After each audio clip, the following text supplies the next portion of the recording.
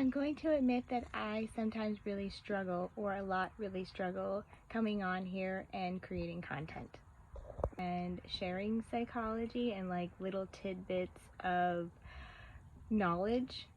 I really try to make steps to practice what I preach and not to avoid.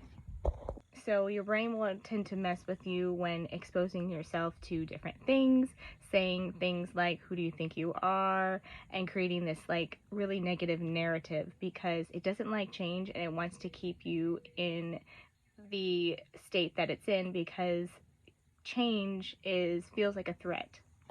Oftentimes the best way to overcome a fear is to expose yourself. People that perceive are open to new experiences, or even though they're scared of being perceived and still are vulnerable with other people, that level of fear will eventually go down. So if you are a person that fears of being perceived, it is okay.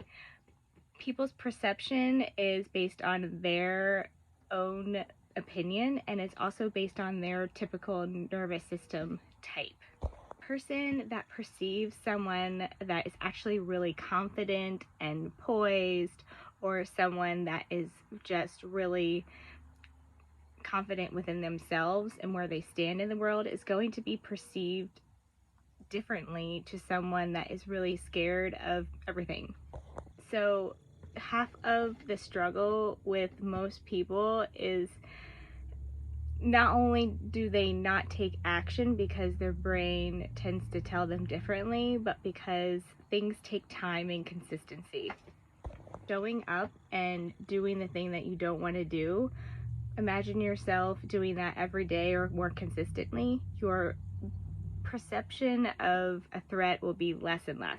Thank you so much for listening, and thank you for listening to my heart-centered content, and I will see you soon.